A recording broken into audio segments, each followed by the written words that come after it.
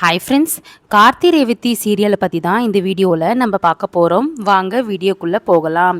இப்போ பார்த்திங்கன்னா நம்மளோட கார்த்தி எப்படியோ சாமுண்டீஸ்வரி சொன்ன பிளான் படி, அதாச்சும் ரேவதியை பிடிக்கலன்னு சொல்லி நீ மாமாவை கூட்டிகிட்டு போன்னு சொல்லிட்டு சொன்னாங்க. அதுபடி எப்படியோ கூட்டிகிட்டு வந்துட்டாரு.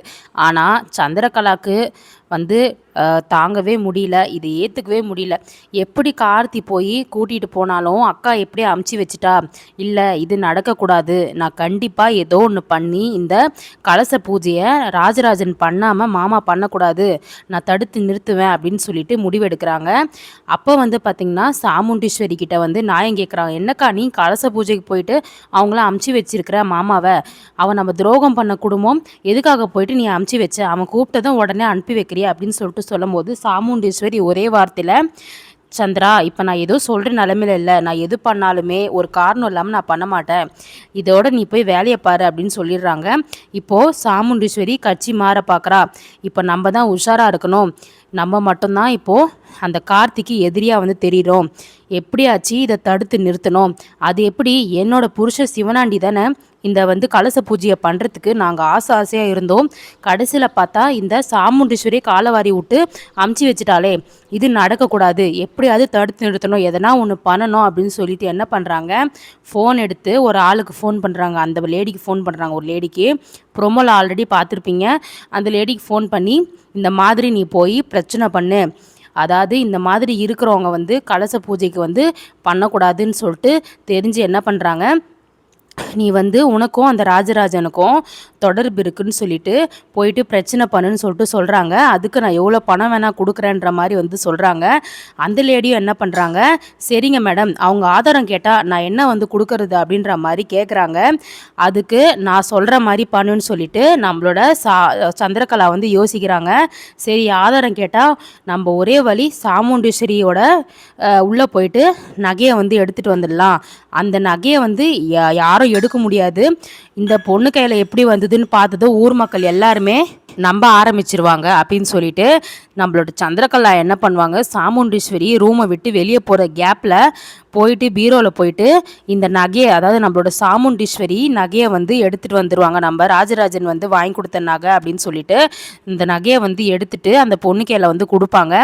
இங்கே பாரு, இந்த நகை நான் உங்ககிட்ட கொடுக்குறேன், நேரில் சந்தித்து என்ன பண்ணுவாங்க, உடனே போயிட்டு இப்போவே அந்த கலச பூஜை நடந்துக்கிட்டு இருக்கு, நடந்து முடியறதுக்குள்ளே அந்த ராஜராஜன் அந்த கலச பூஜையை பண்ணவே கூடாது, அதனால நீ போய் தடங்கல் பண்ணு அப்படின்னு சொல்லிட்டு நகையை கையில் கொடுத்து அனுப்புவாங்க. ஆதாரம் கேட்டால் தைரியமா அந்த கார்த்தின்னு ஒருத்தன் இருப்பான், அவன்கிட்ட நீ சொல்லு, நான் தான் இந்த நகையை வச்சுருக்கேன் அப்படின்னு சொல்லிட்டு நீ சொல்லு, நகையை எடுத்து காமேன்னு சொல்லிட்டு அனுப்பி வைக்கிறாங்க.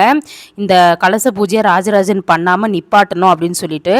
ஒருவேளை ராஜராஜன் பண்ண முடியாமல் போயிட்டா அடுத்தது சிவனாண்டி உள்ளே வந்துடுவார், நம்ம புருஷன் கலச பூஜையை பண்ணுவார் அப்படின்னு சொல்லிட்டு மனசில் நினச்சிக்கிட்டு சந்திரகலா தான் இத்தனை வேலையை பண்ணியிருக்காங்க. ஏன்னா சாமுண்டீஸ்வரியோட நகையை பார்த்திங்கன்னா யாருமே எடுக்க முடியாது, நம்ம சந்திரகலாவை தவிர. சந்திரகலா மட்டும்தான் வீட்டில் இருக்காங்க, அவங்க தான் இந்த வேலையை பார்த்துருக்கணும். இதை கார்த்திக் கெஸ் பண்ணி கண்டுபிடிக்கிறாரு. எப்படின்றத இந்த வீடியோ கடைசியில் பார்க்கலாம். இப்போ பார்த்திங்கன்னா நம்ம கார்த்தி கலச பூஜைக்கு ஏற்பாடு பண்ணுறதுக்கு எல்லாரையும் ரெடி பண்ணி உட்கார வைக்கிறதுக்கு போகும்போது கரெக்டாக பார்த்திங்கன்னா நிறுத்துங்கன்னு சொல்லிட்டு அந்த லேடி வராங்க பேக் மாட்டிட்டு. அப்போ பார்த்திங்கன்னா யாருங்க நீங்கள் நிறுத்துங்கன்னு சொல்லிட்டு சொல்கிறீங்க, எதுக்காக கலச பூஜையில் பிரச்சனை பண்ணுறீங்கன்னு சொல்லிட்டு ஊர் மக்கள் எல்லாரும் கேட்குறாங்க.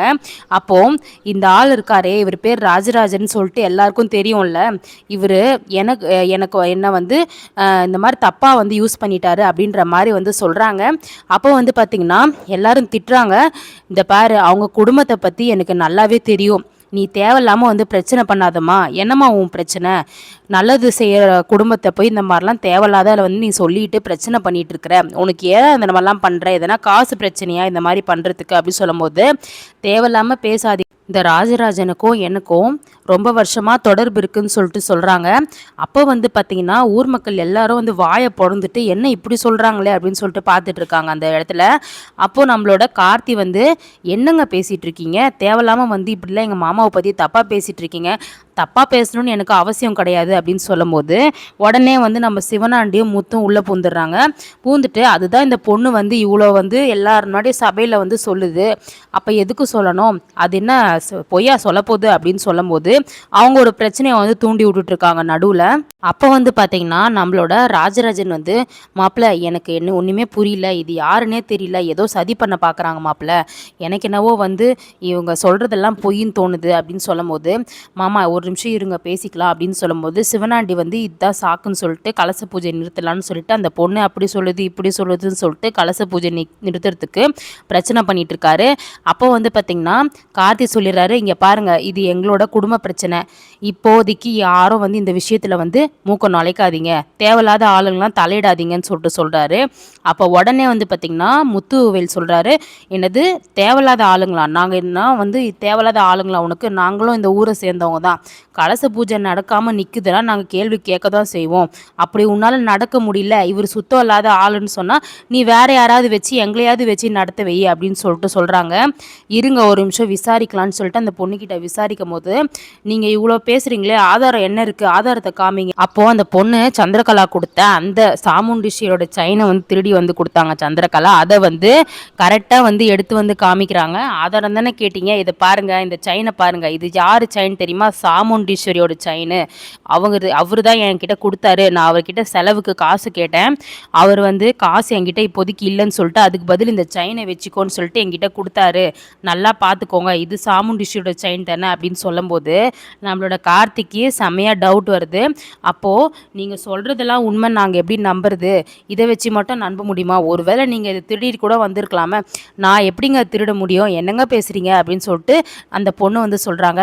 சரிங்க இப்போ நான் ஒன்று சொல்கிறேன் அதுபடி வந்து பார்க்கலாம் அப்படின்னு சொல்லிட்டு சொல்லும்போது, இந்த ரேவதி என்னம்மாம்மா இது இப்படிலாம் பிரச்சனை நடக்குது, கொஞ்சம் பொறுமையாக இரு ரேவதி, எனக்கு ஒரு யோசனை தோணுது, அதுபடி நம்ம பண்ணலான்னு சொல்லிட்டு கார்த்தி என்ன பண்ணுறாரு, மாசா போலீஸுக்கு வந்து ஃபோன் பண்ணுறாரு.